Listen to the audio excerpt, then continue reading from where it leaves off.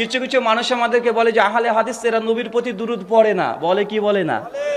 বলছে ওই আহলে হাদিসরা নবীর প্রতি দুরূদ পড়ে না কেন বলেন তো? কারণ ওই যে ওরা ওয়াজের শুরুতে এসে বলে বালাগাল উলা বিকামালিহি, এটা আমরা পড়ি না, তাই আমাদেরকে বলে আমরা দুরূদ পড়ি না। ভাই এটা কি দুরূদ?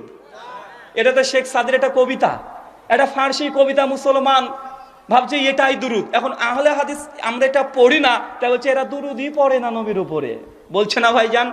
আর কিছু কিছু মানুষ দেখবেন মাঝে মধ্যে ওয়াজ করতে করতে দাঁড়িয়ে যায়, ইয়া নবী সালাম আলাইকা বলতে শুরু করে দিয়েছে। আমরা আহলে হাদিস বলি, এগুলো বলা যাবে না। কেন? এটা কোরআনেও নেই, হাদিসে নেই, হুজুররা বানিয়েছে। তো হুজুরের বানানো ফ্যাক্টরিতে তৈরি করা জিনিস আমরা কেন পড়বো? আল্লাহ নবী তো আমাদেরকে সালাম শিখিয়ে দিয়েছে, যেটা হাদিসে আছে আমরা সেটা পড়ি। কিন্তু আমাদেরকে বলে দেখো এরা দুরূদও পড়ে না, সালামও পড়ে না। আমাদের ভারতে তারা আমাদেরকে একটা কথা বলে, মার গায়া মারদুদ না ফাতিহা না দুরুদ। কেন বলে জানেন? বলছে মারদুদ মারা গেছে, মানে আহলে হাদিসরা মারা গেলে তারা বলে উর্দুতে যে মার গায়া মারদুদ না দুরুদ না ফাতিহা না দুরুদ, মানে মরে গেছে এরা, ফাতিহা ইয়াজদামও করবে না, এদের ভাগ্যে দুরুদও নাই। আমি অবাক হয়ে যাই, বলে কি রে ভাই, যে আহলে হাদিস আমরা প্রত্যেক নামাজে ইমামের পেছনেও সূরা ফাতিহা ছাড়ি না ভাই, আমরা কোনো নামাজ সূরা ফাতিহা ছাড়া পড়ি? কথা বলেন। আল্লাহ নেই বলছে লা সালাতা লিমান লাম ইয়াকরা বিফাতিহাতিল কিতাব, যে ব্যক্তি নামাজে সূরা ফাতিহা পড়লো না তার নামাজ হলো না। সহিহ বুখারী হাদিস নাম্বার 756, জল জল করছে।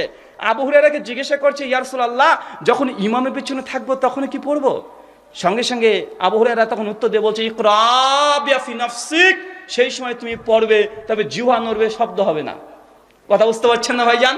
তো আমরা সবসময় নামাজে সূরাতুল ফাতিহা পড়ি, এমনকি জানাজাতেও আহলে হাদিসরা সূরাতুল ফাতিহা পড়ে কি পড়ে না?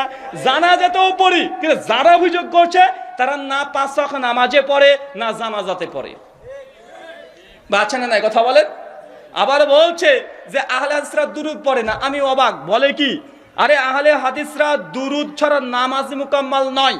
আহলে হাদিসদের মাসালা হচ্ছে এইটা, কেউ যদি নামাজের মধ্যে আত্তাহিয়াতুর পরে দুরূদ না পড়ে তার নামাজই বাতিল। কথা বুঝতে পারলেন না? আত্তাহিয়াতুর পরে যদি দুরূদ না পড়ে তাহলে সেই নামাজ কি? আহলে হাদিসের মানহাজ, তাদের মাসালা, তাদের ফিকহ হচ্ছে এইটা, ফতোয়া এটা, যে সেই ব্যক্তির নামাজ হবে না, তাকে আবারও তাকে সহসিজদা দিতে হবে। কথা বুঝতে পারছেন ভাইজান?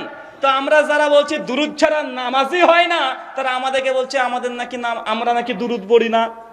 এখানে একটা ছোট্ট কথা বলবো, রাগ করবেন না।